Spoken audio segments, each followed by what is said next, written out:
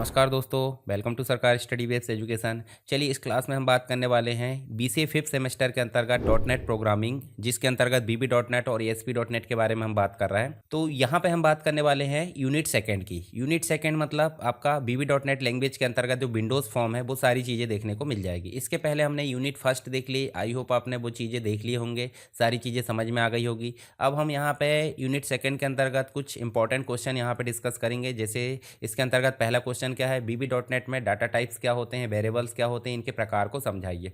तो सबसे पहले हम जो प्रैक्टिकल करते हैं, सीधे स्टार्ट करते हैं विजुअल स्टूडियो।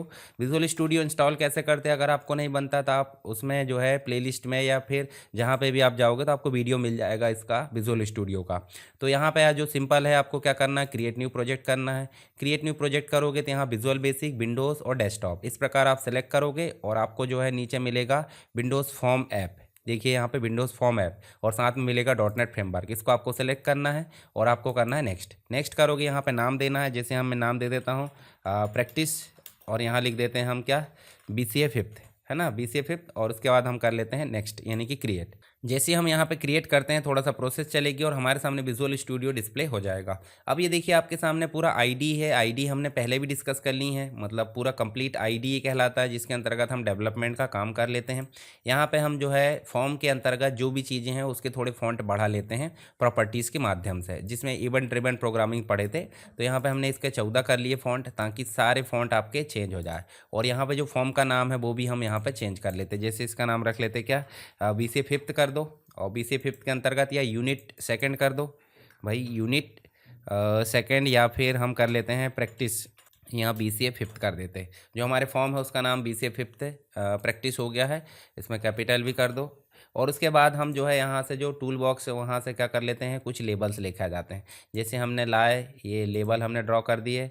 इस प्रकार हमने कंट्रोल के साथ क्लिक करके लेबल को एक से अधिक यहाँ पे ड्रॉ कर दिए। ठीक है, मैसेज बॉक्स के बारे में, इनपुट बॉक्स सब देख लिया अपन ने पीछे की क्लास में। अभी हम जो है जो कुछ बेसिक चीज़ है वो समझने वाले। यहाँ पे हम जो है टेक्स्ट बॉक्स ले आते हैं। ये देखिए हमने टेक्स्ट बॉक्स लेके आ गए, 3 टेक्स्ट बॉक्स लेके आ गए और 3 हमने लेबल लेके आ गए। तीनों को हम इस प्रकार अरेंज कर लेंगे और थोड़ा सा टेक्स्ट बॉक्स को बड़ा कर लेंगे। ठीक है, और इनको जो है हम यहाँ पे सेट कर देते हैं और उसके बाद हम इसको भी थोड़ा छोटा कर देते हैं।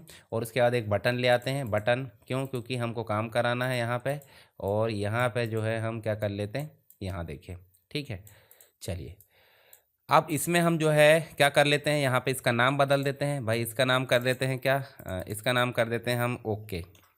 ठीक है, और इन लेबल्स का नाम कर देते हैं, जैसे इसका नाम कर देते हैं वैल्यू 1, और नीचे वाले लेबल का नाम कर देते हैं वैल्यू 2, और थर्ड लेबल का नाम कर देते हैं आंसर।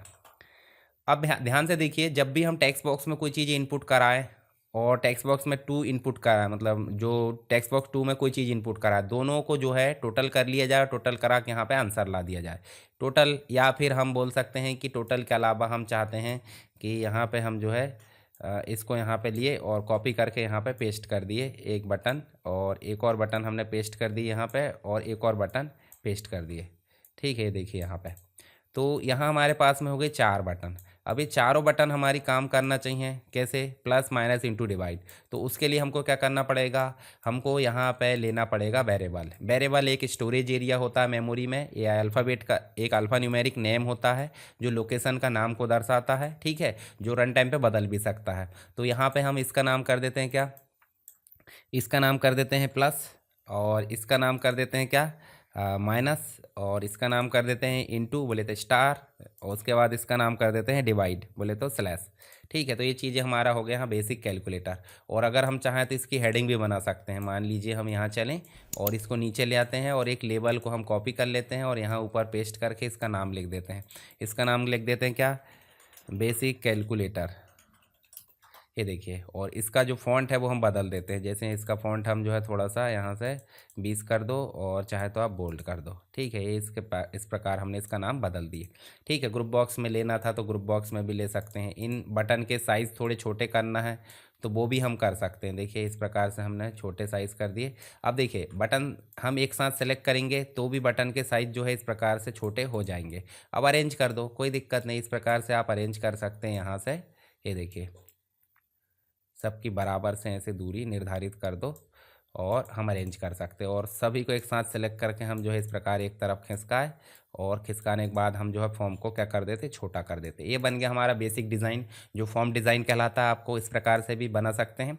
अब हम जो है कोडिंग करना है तो हम कहाँ करेंगे, बटन में। देखिए बटन 1, बटन 2, बटन 3, इस प्रकार से हमको कोडिंग करना है। तो हमको लेना पड़ेगा वेरिएबल। कौन से, एक वैल्यू 1 के लिए वेरिएबल लेना पड़ेगा स्टोर कराने के लिए, जिसकी वैल्यू स्टोर होगी टेक्स्ट बॉक्स 1 से वेरिएबल में जाएगी, टेक्स्ट बॉक्स 2 की वैल्यू वेरिएबल 2 में जाएगी।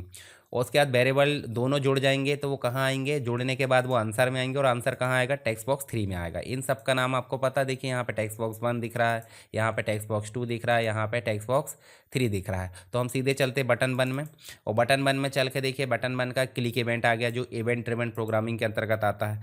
वेरिएबल डिफाइन करने के लिए डिम कीवर्ड का उपयोग किया जाता है। डिम वैल्यू 1, ये हो गया वेरिएबल का नाम। वेरिएबल का नाम कभी भी कीवर्ड का नाम या जो प्री डिफाइन जो वर्ड्स होते हैं उनके नाम पे नहीं होना चाहिए। उसके बाद हमको इसी प्रकार का वेरिएबल लेना तो इसी के साथ कॉमा लगा दिए। एक और वेरिएबल इसी टाइप का लेना था हमने, एक और बार हमने इस प्रकार से लगा दिए। एज इंटीजर इस प्रकार से डाटा टाइप है। तो सीधे सीधे समझिए यहाँ पे जो डिम है वो कीवर्ड है, कीवर्ड मतलब प्री डिफाइंड वर्ड, और जो 1 2 3 या जो भी हमने लेते हैं यहाँ पे अलग से अपने हिसाब से ये कहलाते वेरिएबल, जो एक प्रकार से लोकल वेरिएबल। लोकल वेरिएबल का मतलब बटन 1 के अंदर है तो इसी के अंदर काम करेंगे। मान लीजिए पब्लिक में ले लेते हैं, देखिए प्राइवेट लिखा ना, प्राइवेट मतलब लोकल वेरिएबल, और पब्लिक में अगर लिखते हैं तो पब्लिक वेरिएबल कहलाता है। तो पब्लिक में भी हम काम करेंगे अभी। तो यहाँ पे आंसर वैल्यू 1, वैल्यू 2 ये हमने ले लिए 3 वेरिएबल। किस टाइप के हैं, इंटीजर टाइप के, यानी कि ये पूर्णांक वैल्यू को स्टोर करेंगे। चाहे तो हम डबल भी ले सकते हैं, चाहे तो हम फ्लोट ले सकते हैं, चाहे हम स्ट्रिंग ले सकते हैं। तो सब अलग अलग प्रकार के डाटा टाइप है। उदाहरण के लिए कोई बर्तन है, बर्तन हम मान लीजिए वेरिएबल है, उस बर्तन में क्या क्या चीज़ रखी जा सकती है, किस प्रकार की चीज़ें रखी जा सकती है, वो कहलाता है उसका डाटा का टाइप, जिसमें इंटीजर है, फ्लोट है, डबल है, स्ट्रिंग है, सारी चीज़ें आ जाती है। अब बात आती है कि बर्तन तो ले ली हैं, जो खाली है, खाली मतलब हो जाता है नीचे आपको ब्लिंक आ रहा है ग्रीन कलर में। तो ये ब्लिंक आ रहा है क्या दर्शाता है, ये खाली है, यानी कि इसको डेटा अभी असाइन नहीं हुआ है। तो हम सीधे सीधे असाइन कर देते हैं कि भाई वैल्यू 1 में जो डेटा है वो कहाँ से जाएगा, वैल्यू 1 में जो डेटा है वो कहाँ से जाएगा, टेक्स्ट बॉक्स 1 में जो टेक्स्ट आएगा रन टाइम पे, टेक्स्ट बॉक्स 1 में जो टेक्स्ट आएगा, इसकी टेक्स्ट प्रॉपर्टी से हमने टेक्स्ट ले ली टेक्स्ट बॉक्स 1 की, और कहाँ ले चलिए, वैल्यू 1 में, मतलब वैल्यू 1 में डेटा चला गया है। तो वैल्यू 1 के नीचे से आपकी ग्रीन लाइन हट चुकी है। ऐसे ही हम जो है वैल्यू 2 में कहाँ से डेटा ला रहा है भाई, टेक्स्ट बॉक्स 2 से ले आओ, टेक्स्ट बॉक्स 2 डॉट टेक्स्ट। उसके बाद इससे के नीचे से भी देखिए जो ग्रीन लाइन है वो हट चुकी है। अब आंसर बचा, तो आंसर को हमने वैल्यू कैसे देना है, आंसर को वैल्यू देना है जो वैल्यू 1 में जो वैल्यू आई है। देखिए टेक्स्ट बॉक्स 1 से वैल्यू 1 में आ गई और टेक्स्ट बॉक्स 2 से वैल्यू 2 में, तो दोनों में जो वैल्यू आएगी दोनों को जोड़ दिया जाए। दोनों को जोड़ दिया जाए तो वो कहाँ चली जाएगी, आंसर में। अब आंसर के नीचे की भी ग्रीन लाइन हट चुकी है। और उसके बाद आंसर को कहाँ प्रिंट कराना है, तो आंसर को प्रिंट कराने के लिए हमको लेना है टेक्स्ट बॉक्स 3, जो ऑलरेडी हमने ले चुके हैं। टेक्स्ट बॉक्स 3 में हमने क्या करे हैं, आंसर को असाइन कर दिए हैं। तो यहाँ देखिए आपको जो इक्वल साइन नज़र आ रहा है और जो प्लस साइन नज़र आ रहा है, ये ऑपरेटर कहलाते हैं। और जो इंटीजर वगैरह है वो डाटा टाइप कहलाते हैं। जो वैल्यू 1 वैल्यू 2 ली हैं वो कहलाते वेरिएबल। तो वेरिएबल मतलब स्टोरेज एरिया, इंटीजर मतलब स्टोरेज एरिया का टाइप, और प्लस माइनस इंटू डिवाइड मतलब जो वेरिएबल में काम करते हैं, ऑपरेट करते हैं वेरिएबल को, उसके कहते हैं operator. Plus minus into divide या इक्वल, ये सब ऑपरेटर है। अब ध्यान से देखिए, हम अगर इसको रन करते हैं, मान लीजिए इसको हम रन करते हैं, तो रन बटन यहाँ दिख रही है, या बिल्ड में जाओगे, यहाँ पे डीबग में स्टार्ट डीबगिंग या F5, जैसे भी आपकी मर्जी, तो सीधे आप ऐसे क्लिक करो और रन कर दो। तो रन करेंगे, देखिए आपका जो कैलकुलेटर है वो डिस्प्ले हो चुका है। और यहाँ पे हम जाएंगे जैसे 25, इधर इसको इस साइड रख देते हैं ताकि आपको ये भी क्लियर होते रहे, हेडिंग भी। तो वैल्यू मतलब जो टेक्स्ट बॉक्स 1 में जो वैल्यू है, जैसे मान लीजिए एंटर करे तो वो कहाँ चली गई, रन होने के बाद वैल्यू 1 में। और इसमें जो वैल्यू हमने एंटर करे वो कहाँ चली गई, वैल्यू 2 में। और दोनों को जोड़ दिया गया, आंसर में ला दिया गया, ठीक है। और आंसर में जैसे ही आई तो आंसर को कहाँ ले लिया गया, टेक्स्ट बॉक्स 3 में, मतलब आंसर कहाँ आना चाहिए, यहाँ पे, किसके दबाने पर, प्लस के। तो देखिए 53 आ गया। पर इसमें क्लिक कर रहे हैं तो कुछ नहीं आ रहा है, क्योंकि कोडिंग अभी हुई क्या, नहीं हुई। तो हम इस प्रकार से इसमें भी कोडिंग कर लेते हैं। पर ध्यान से देखिए, हमने वेरिएबल को अभी लिए हैं इसके अंदर, जबकि ये वेरिएबल हमको प्लस में भी उपयोग होगा, माइनस में भी उपयोग होगा, देखिए यहाँ पे भी। तो ये काम जो है हमको, देखिए इस प्रकार से ये काम तो करना ही है ना। परंतु यहाँ पे ये वाला जो काम है, मतलब जो प्लस माइनस इंटू डिवाइड वाला है, ये देखिए इतना काम हमको जो है अलग अलग करना पड़ेगा। पर ये काम आपका रिपीट होगा, क्योंकि हर एक में वेरिएबल लेना पड़ेगा। और ये वाला जो है आपको हर एक बटन में लेना पड़ेगा। तो हम हर एक बटन में क्या करते हैं, इसको कॉपी पेस्ट कर सकते हैं कायदे से। अभी ये देखिए ऐसे परंतु हम इतना पेस्ट नहीं करेंगे, हम इसको उठाएंगे, यहाँ से कंट्रोल एक्स करेंगे, इसको रखेंगे पब्लिक में।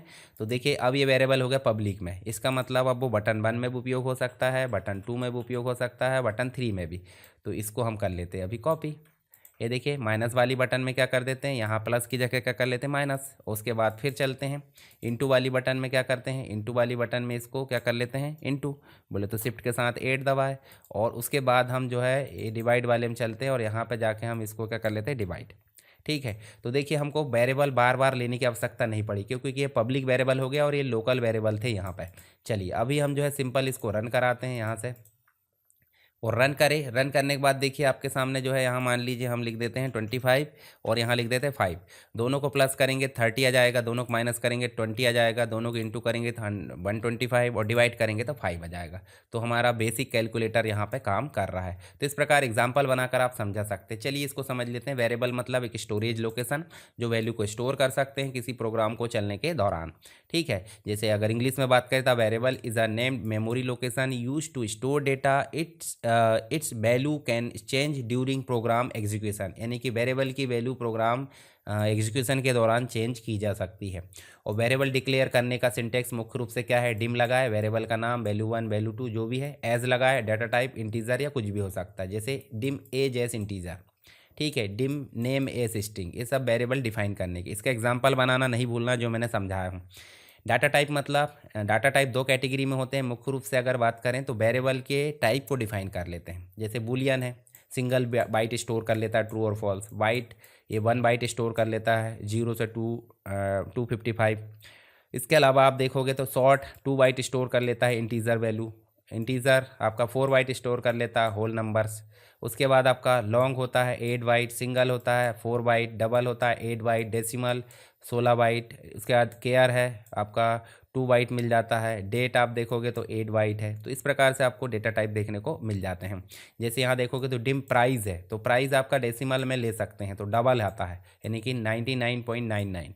Dim is active as boolean, यानी कि अगर एक्टिव है तो ट्रू और नहीं है तो ट्रू नहीं रहेगा। कुछ रेफरेंस टाइप के डेटा टाइप भी हो जाते हैं जो कि यूज़र डिफाइन हो जाते हैं, जैसे स्ट्रिंग। ये स्ट्रिंग तो भला चलिए डिफाइन होता है पहले से। ऑब्जेक्ट हम जो क्लास है उसका डिफाइन कर लेते हैं। स्ट्रिंग को कभी भी डबल कोट में लिखते हैं। ऑब्जेक्ट को आप देखोगे तो इस प्रकार से हेलो या जो भी इस प्रकार से। एरे में यूज़र डिफाइन हम कर सकते हैं कलेक्शन सेम टाइप के डेटा टाइप, इंटीजर है, फ्लोट है या स्ट्रिंग है। क्लास और ऑब्जेक्ट यूज़र डिफाइन हो जाते हैं। एग्जाम्पल के लिए देखें तो dim student name as string, ये आप अरविंद नाम जो है इसमें फिल कर सकते हैं। और इसके बाद आइटम लिए तो ये एरे है एक प्रकार से। ठीक है, और वेरिएबल के प्रकार में देख लिया अपन ने 2 प्रकार के। लोकल वेरिएबल जो कि किसी पर्टिकुलर प्रोसीजर या बटन के अंदर फंक्शन के अंदर डिक्लेयर किया जाता है। ठीक है, और उसी ब्लॉक में ये एक्सेस किया जा सकता है।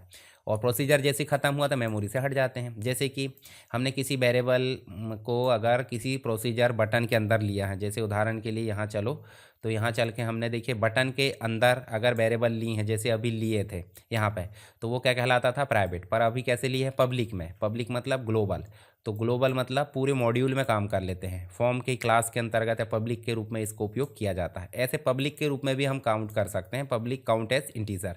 स्टैटिक वेरिएबल जो है ख़त्म होने के बाद मतलब फंक्शन जैसे ही एंड होता है तो वैल्यू रिटर्न कर देते हैं और ओनली फर्स्ट टाइम इनिशलाइज होता है, जैसे स्टैटिक करके हमने कीवर्ड लिए। तो इंस्टेंस वेरिएबल भी होते हैं, किसी क्लास के ऑब्जेक्ट के साथ लिंक होते हैं। ठीक है, जैसे हमने यहाँ देखें एग्जांपल के लिए तो पब्लिक कलर एज स्ट्रिंग जो कि इंस्टेंट वेरिएबल है, ये कमेंट है।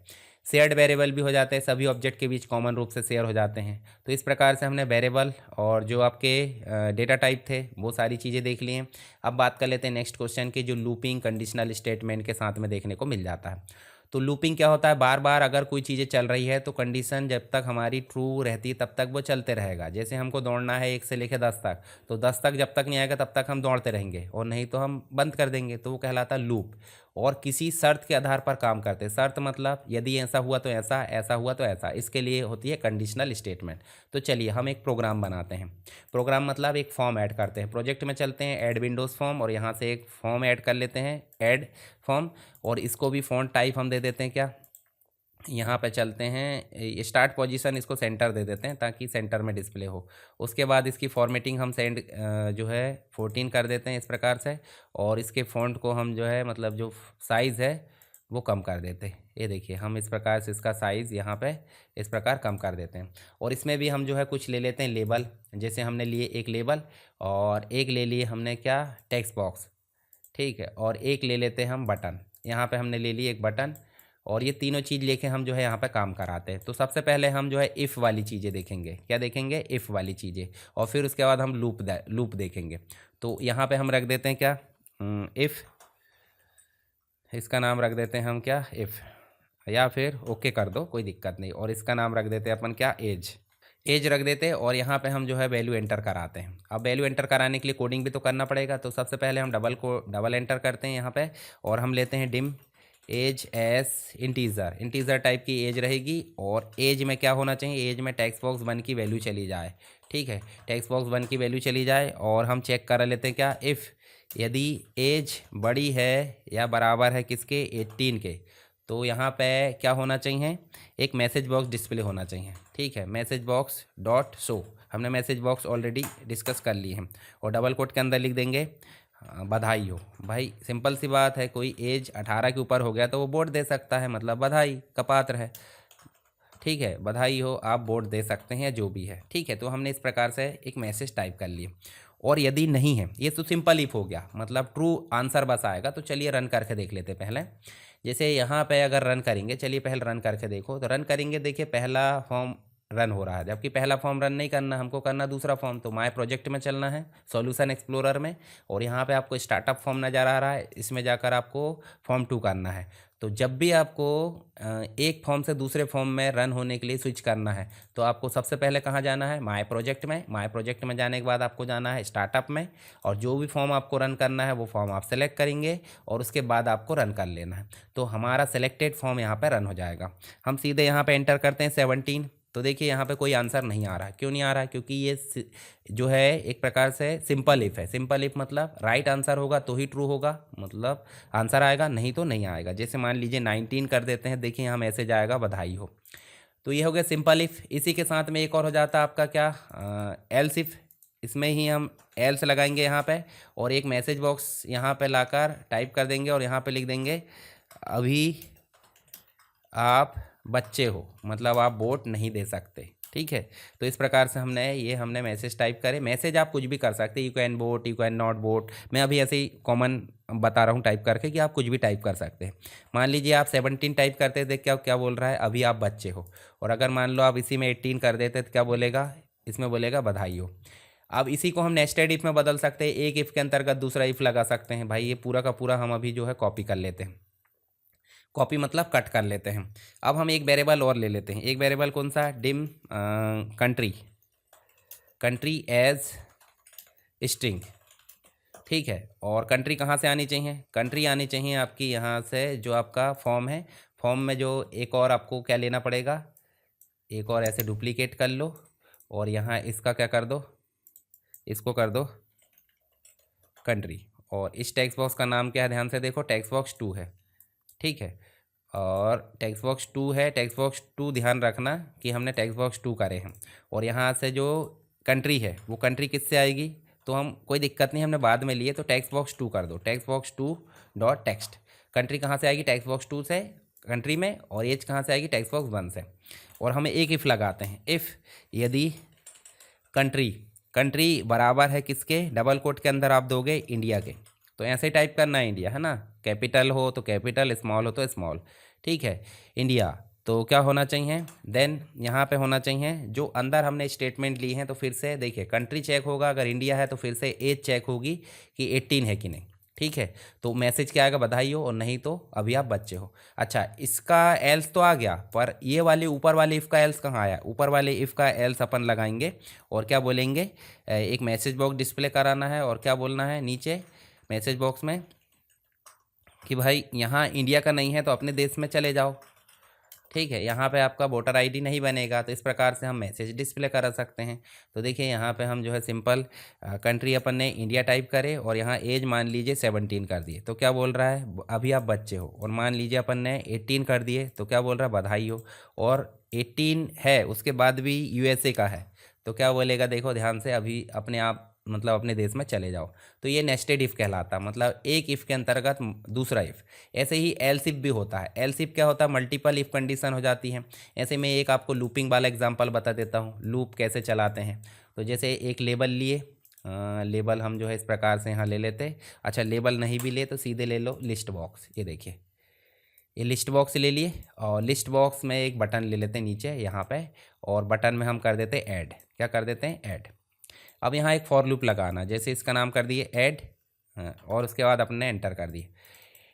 यहाँ हम लगाएंगे डिम, एक ले लेते हैं हम नंबर एज इंटीजर, ठीक है।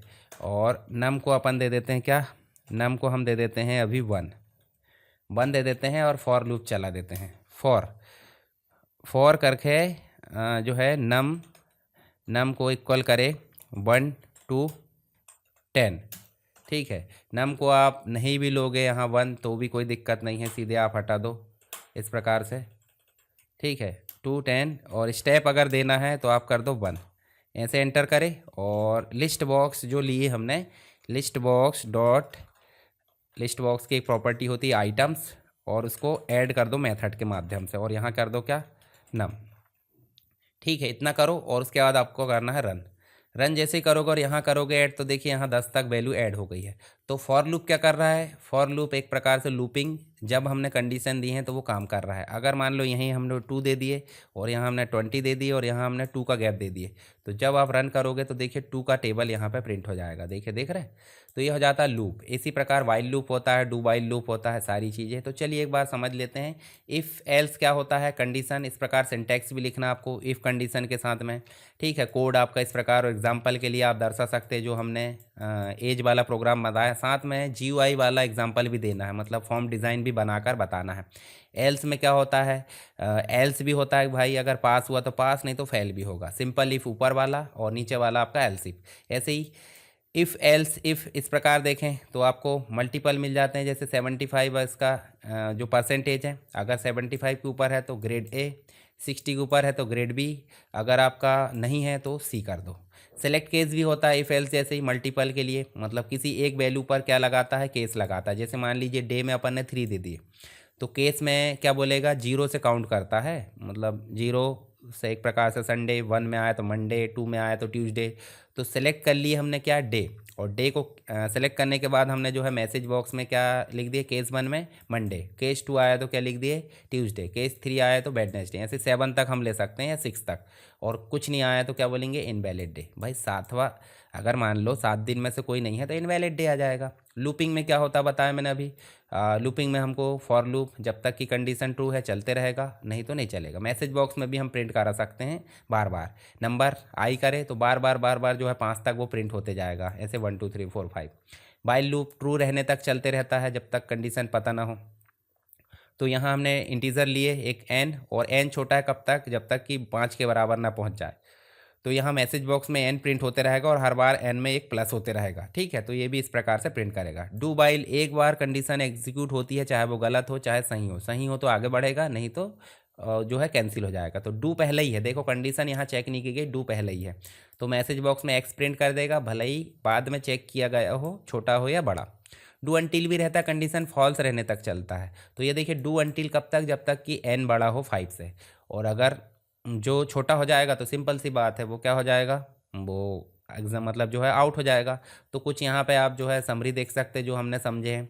अब देखिए आपको एक्सेप्शन हैंडलिंग मिलेगा। एक्सेप्शन हैंडलिंग मतलब जैसे मान लीजिए अभी प्रोग्राम है, प्रोग्राम में कोई एरर आती है, मान लीजिए हम एक एरर ला देते हैं। देखिए यहाँ पे हम जो है एक वेरिएबल यहाँ पे नहीं लेते हैं, ठीक है, वेरिएबल नहीं लेते, या जो भी है हम गलती कर लेते हैं। यहाँ पे हमने कमेंट लगा दिए, और जब हम रन करेंगे देखिए यहीं पे जो है प्रोग्राम रुक गया है। तो हमारे प्रोग्राम में एरर होने के बाद भी उस हिस्से बस को रोके जो हिस्से में एरर है, तो उसके लिए लगाते हैं हम क्या, एक्सेप्शन हैंडलिंग, जिसके अंतर्गत ट्राई कैच भी आ जाता है, ऑन एरर गो टू आ जाता है, रिज्यूम नेक्स्ट आ जाता है, रिज्यूम लाइन आ जाता है। तो इनको आपको एग्जाम में लिखना है। मतलब ट्राई कैच फाइनली का उपयोग तो कर लेते हैं आधुनिक तरीके से, पर पुराना तरीका क्या था, on error go to. Try catch के बारे में आगे पढ़ेंगे हम। तो ऑन एरर क्या करता है भाई, जब प्रोग्राम में कोई गलती होती है तो प्रोग्राम का जो कंट्रोल है एक खास लेवल पर चला जाता है, बताता है कि भाई एरर हैंडलिंग कोड है।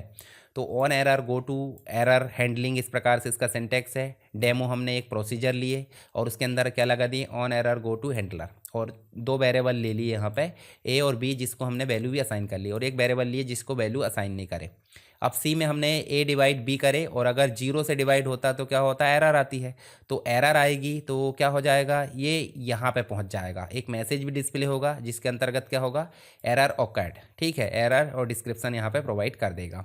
ठीक है, इसके अलावा नेक्स्ट क्या है, ऑन एरर रिज्यूम नेक्स्ट। ये क्या करेगा, अगर प्रोग्राम में एरर हो जाए तो उसे इग्नोर कर दो, अगले स्टेटमेंट पर बढ़ जाओ। जैसे 10 में से 1 में एरर आ गई तो उसको इग्नोर करके अगले 9 को रन कराए, उसके लिए यहाँ पे हो जाता है कौन सा, ऑन एरर रिज्यूम नेक्स्ट। तो सब डेमो रिज्यूम नेक्स्ट लिए, और इसमें भी हमने लगा दी ऑन एरर रिज्यूम नेक्स्ट, और 3 वेरिएबल इसी प्रकार लिए, फिर से डिवाइड करें तो ये इसको छोड़ के अगले में चला जाएगा। ऐसी रिज्यूम लाइन, तो ये क्या करता है, एरर हैंडलिंग के अंदर यह बताने के लिए कि एरर ठीक होने के बाद प्रोग्राम कहाँ से आगे चलेगा। तो यहाँ देखिए रिज्यूम होता है, जो प्रोग्राम उसी लाइन से फिर से शुरू होता है जहाँ एरर हुआ था। एरर वाली लाइन के बाद जो है शुरू हो जाती है और एक खास लेवल पर कंट्रोल चला जाता है। तो इसका एग्जांपल भी आप समझा सकते वही वाला है, और इसमें भी थोड़ा सा चेंजेस है। तो तीनों एग्जांपल लगभग सेम है, ज़्यादा कोई चेंजेस नहीं है। उसके बाद देखिए विंडोज़ फॉर्म में मल्टीपल फॉर्म और एमडीआई एप्लीकेशन कैसे बनाते हैं। तो आप सिंपल देखिए, हमने देखिए यहाँ पे एक फॉर्म ये लिए, एक फॉर्म ये लिए, और अगर ये दोनों फॉर्म को एक फॉर्म दूसरे फॉर्म के अंदर डिस्प्ले कराना है तो सबसे पहले कहाँ चलना पड़ेगा, एक नया प्रोजेक्ट में जाकर एक ऐड फॉर्म करेंगे, और इसका नाम कर देते हैं हम एमडीआई। ठीक है, एमडीआई और ऐड कर देते हैं। तो एमडीआई यहाँ पे ऑन हो गया, और इसको हम जो है लोड इवेंट पे क्या करेंगे, देखिए कोडिंग क्या करना है। जब भी हम एक से अधिक फॉर्म को एक फॉर्म से कंट्रोल कर लेते हैं तो वो कहलाता है मल्टीपल डॉक्यूमेंट इंटरफेस, बोले तो एमडीआई फॉर्म। तो यहाँ प्रोजेक्ट में ऐड कर लिए, फॉर्म 1 फॉर्म 2 फॉर्म 3 ऐड कर लिए हमने, और फॉर्म से एक बटन पर क्लिक करें तो फॉर्म 2 को शो करें। ठीक है, तो यहाँ पे हम जो है 2 बटन लेते हैं, कौन कौन सी, एक बटन ले लेते हैं यहाँ पे इस प्रकार से एक, और एक और ले लेते हैं हम जो है ये दूसरी। तो इनके फ़ॉन्ट भी हम थोड़े से क्या कर लेते हैं, यहाँ से इसको जो है स्टार्ट पोजीशन क्या होना चाहिए, ये सेंटर स्क्रीन नहीं, इसकी विंडो स्टेट कर देते हैं हम क्या, मैक्सिमाइज़। ठीक है, और इसके फ़ॉन्ट हम बदल देते हैं, जैसे मान लीजिए ये बटन लिए और बटन को सेलेक्ट करके हम इसके फ़ॉन्ट को बदल देते हैं, यहाँ चलें और यहाँ इसके बटन को हम 16 कर देते हैं, और इस बटन का नाम हम जो है चेंज कर लेते हैं। जैसे इस बटन को हम कर लेते हैं क्या, फॉर्म 1 डिस्प्ले होना चाहिए और इसमें फॉर्म 2 डिस्प्ले होना चाहिए। ठीक है, और जैसे ही हम जाएंगे बटन 2 पर क्लिक करेंगे तो देखिए एक हमको एक ऑब्जेक्ट लेना है, किसका, फॉर्म 2 का। तो चलिए यहाँ पे हम जो है क्या ले लेते हैं, मतलब हम ले लेते हैं dim f s new form 2 और एफ डॉट शो। ठीक है, एफ डॉट शो करें तो देखिए अभी हम जो इसको रन करेंगे, रन करने से पहले हम प्रोजेक्ट को बदल लेते हैं, फॉर्म 3 कर लेते हैं एमडीआई और रन करते हैं। रन करें तो देखिए यहाँ पे जाओगे, देखिए फॉर्म 3 शो हो, फॉर्म 2 शो हो गया है। फॉर्म 2 करे हैं तो फॉर्म 2 हो गया, हमको फॉर्म 1 करना था कायदे से वहाँ। इसको बंद करें और हम चलते हैं एमडीआई में, और इसमें चल के हम फॉर्म 1 बनाते हैं। क्या बनाते हैं, फॉर्म 1। ठीक है, और बटन 2 में जाएंगे तो बटन 2 में जाकर फिर से वही चीज़ें, यही सेम टू सेम, फिर से क्या लेंगे, dim f s new form 2 और एफ डॉट शो, और डायलॉग बॉक्स के फॉर्म में शो करना, डायलॉग बॉक्स लगा सकते हैं आप, कोई दिक्कत नहीं। ऐसे करें तो देखिए फॉर्म 1 शो हो गया, ऐसे करें तो फॉर्म 2 शो हो गया। तो इस प्रकार से हम यहाँ पे देख सकते हैं। अब ये मल्टीपल डॉक्यूमेंट तो हो गया, पर इसके लिए साथ में हमको और कुछ चीज़ें और करना पड़ता है। जैसे ये तो फॉर्म 2 हो गया, डायलॉग बॉक्स के फॉर्म में शो डायलॉग बॉक्स लगा देना। साथ ही अपने आप को हाइड करना तो मी डॉट हाइड कर सकते हैं हम, मेथड लगा के मी डॉट क्लोज भी कर सकते हैं। एमडीआई एप्लीकेशन के लिए हम जो है सिंपल नोटपैड है या फोटोशॉप है, एमएस वर्ड है, इनके लिए यहाँ पे तैयार कर सकते हैं। तो इसके लिए हमको सबसे पहले एमडीआई कंटेनर को ट्रू करना होता, मतलब मेन फॉर्म को, जैसे हम जाएंगे तो हमारे जो मेन फॉर्म है, मेन फॉर्म की इस एमडीआई कंटेनर वाली प्रॉपर्टी को ट्रू करना होगा। देखिए इस एमडीआई कंटेनर, इसको करना पड़ेगा ट्रू। तो देखिए एमडीआई जैसी फीलिंग आ जाएगी।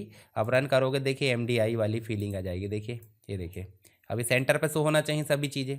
तो इसके लिए हम जो है फॉर्म 1 में चलें और इसकी स्टार्ट पोजीशन को कर देते हैं क्या, यहाँ जाए और इसके स्टार्ट पोजीशन को सेंटर स्क्रीन कर दो, और इसके स्टार्ट पोजीशन को भी सेंटर स्क्रीन, तो दोनों चीज़ें सेंटर में शो होगी। रन करो, अब देखो ज़रा यहाँ देखिए सेंटर स्क्रीन, और इसको भी शो करोगे तो ये भी सेंटर स्क्रीन। तो इस प्रकार से इस एमडीआई कंटेनर क्या करता है वो हमने देखें।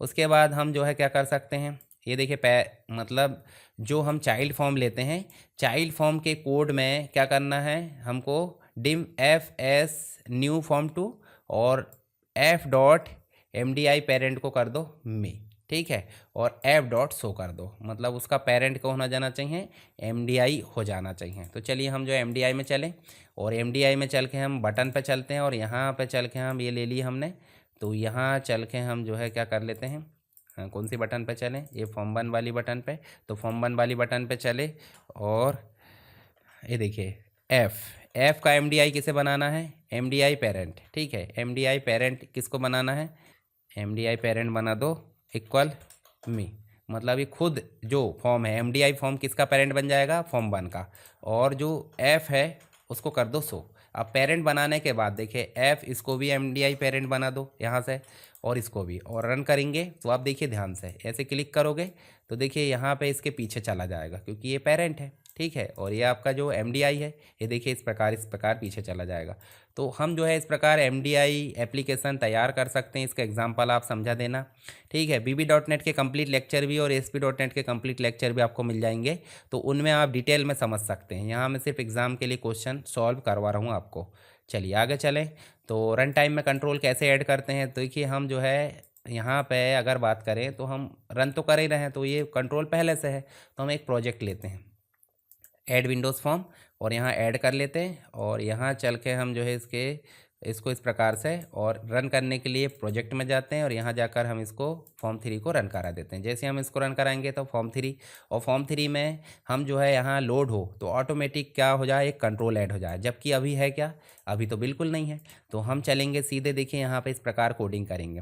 देखिए हम जो ऑब्जेक्ट है वो क्रिएट करेंगे, ऐड करना है रन टाइम पे, तो हम जो है डिम BTNS न्यू बटन, तो हम डबल क्लिक कर देते हैं dim BTN as new button एक प्रकार की क्लास है, मतलब उसका ऑब्जेक्ट बना ली हमने।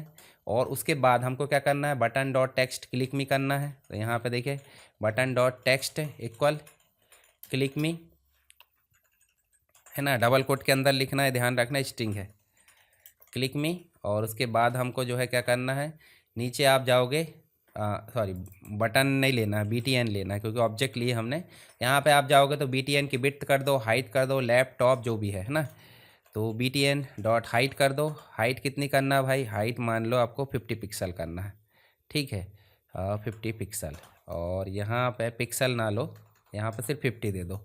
और BTN की जो विड्थ है, BTN डॉट विड्थ है, BTN की विड्थ कर दो 100 क्योंकि चौड़ाई ज़्यादा रहेगी। और उसके बाद BTN जो है लेफ़्ट से कितनी रहनी चाहिए, लेफ़्ट से मान लीजिए वो जो है 100 दूरी रहनी चाहिए। और BTN जो है कहाँ से करना, टॉप से भी कर दो, BTN टॉप से कितनी रहनी चाहिए, टॉप से भी कर दो 200, ठीक है, 200 कर दो या 100 ही कर दो। ये तो हो गई उसकी प्रॉपर्टीज़ बेसिक रूप से। फ़ॉन्ट वगैरह भी हम चेंज कर सकते हैं, पर कंट्रोल को ऐड करना है तो फॉर्म में ऐड करने के लिए मी डॉट कंट्रोल डॉट ऐड, तो हम करेंगे मी मतलब खुद, कंट्रोल मतलब, और ये ऐड उसकी मेथड है, ठीक है, मी डॉट कंट्रोल्स डॉट ऐड। और क्या ऐड करना है भाई, जो BTN ऑब्जेक्ट है वो ऐड करना है, ठीक है। इस प्रकार से हमने यहाँ पे दे दिए। अब जब हम इसको रन करेंगे तो रन करते बराबर आप देखोगे तो एक बटन आ गई है, देखिए ये रन टाइम पे कंट्रोल है, मतलब पहले हमने नहीं करे हैं, अभी आप देखोगे तो यहाँ कंट्रोल नहीं है, पर जैसे ही हमने स्टार्ट करे तो यहाँ कंट्रोल आ चुका है। क्यों आ गया है, क्योंकि हमने यहाँ पे डायनेमिक रूप से रन टाइम पे ऐड करे हैं कंट्रोल। तो यहाँ पे ये जो है रन टाइम पे ऐड करना, आप इस प्रकार से देखिए दूसरी बटन बना सकते हैं सेव की। इसके बाद आप दूसरी जो भी चीज़ बनाना, लेबल बनाना, नेम बनाना, उसकी लेफ़्ट राइट जो भी है आप डिसाइड कर लो, टेक्स्ट बॉक्स बनाना, सभी चीज़ें आप बना सकते हैं, बस क्लास बदलना पड़ेगा, टेक्स्ट बॉक्स, बटन, लेबल, ये भी। चलिए यहाँ पे इवेंट वगैरह भी ऐड कर सकते हैं आप। नेक्स्ट अगर बात करें तो एप्लीकेशन को डिप्लॉय करने की प्रक्रिया बताइए। तो हम सिंपल अगर देखें तो ये जो चीज़ें दिख रही है आपको, ये आपको फॉर्म 1, फॉर्म 2, फॉर्म 3 में दिख रही, इन सभी को एक कंप्लीट बंडल के रूप में बनाकर EXE फाइल बनाना है, तो उसके लिए हमको इसको डिप्लॉय करना होता है। तो डिप्लॉय करने के लिए प्रोजेक्ट में जाकर, इसकी प्रॉपर्टीज़ में जाकर हमको जो है क्या करना पड़ता है, प्रॉपर्टीज़ में जाकर यहाँ पब्लिश करना होता है, देखिए पब्लिश यहाँ पे चीज़ों को, या फिर आप जो है बिल्ड कर सकते हैं इसको रन टाइम पे, देखिए यहाँ पे पब्लिश कर सकते हैं। पब्लिश भी इस प्रकार से, देखिए वही डायलॉग बॉक्स हमारे सामने फिर से आ गया, तो पब्लिश आप कर सकते हैं, डिप्लॉयमेंट की प्रोसेस है ये। तो ये इस प्रकार से आप स्टेप समझा सकते हैं। एप्लीकेशन फाइल, ये देखिए जो भी आपको लेना है, देखिए EXE बन जाएगी। यहाँ पे क्या क्या बनेगी, .exe बनेगी, .config बनेगी, .manifest बनेगी। ये सारी चीज़ें जो है आपकी इंक्लूड है। ठीक है, एक्सक्लूड करना तो आप हटा भी सकते हैं यहाँ से। ये सारी चीज़ें देखने को मिल जाती है। प्रिकॉस्टिक इस प्रकार देखिए .NET का वर्जन आप इनपुट करा सकते हैं, अपडेट में क्या चाहिए। ठीक है, कुछ ऑप्शन भी आपको देखने को मिल जाते हैं। देखिए यहाँ पे डिप्लॉयमेंट से रिलेटेड, तो ये सारी चीज़ें जो है उसके बाद आप जो है पब्लिश नाउ और विजार्ड के थ्रू कर सकते हैं, जैसे भी आपको करना है सारी चीज़ें। तो एप्लीकेशन डिप्लॉयमेंट का मतलब सॉफ्टवेयर बनाकर पैकेज के रूप में यूज़र की मशीन पर इंस्टॉल करने योग्य बनाने की प्रक्रिया को डिप्लॉयमेंट बोला जाता है, जिसके अंतर्गत बिल्ड भी कर सकते हैं हम। उसके बाद उसको देखिए डीबग मोड रहता है एक, जो टेस्टिंग के लिए रहता है, रिलीज मोड रहता है, फाइनल मोड रहता है। ठीक है, तो बिल्ड में कॉन्फ़िगरेशन मैनेजर से आप ये काम कर सकते हैं। कुछ रिक्वायर फाइल होती है, जैसे EXE रहती है, .dll रहती है, कॉन्फ़िग फाइल रहती है, रिसोर्सेज फाइल, ये सब आपकी जो है प्रोजेक्ट में बिन और रिलीज फोल्डर के अंतर्गत देखने को मिल जाती है। सेटअप और इंस्टॉलर भी बना सकते हैं, जिसके अंतर्गत आपको क्लिक वन डिप्लॉयमेंट बोले तो इजी क्लिक, सिंगल क्लिक से इंस्टॉल हो जाएगा, ऑटो अपडेट हो जाएगा। विजुअल स्टूडियो में जाकर प्रोजेक्ट की प्रॉपर्टी को पब्लिश कर सकते हैं।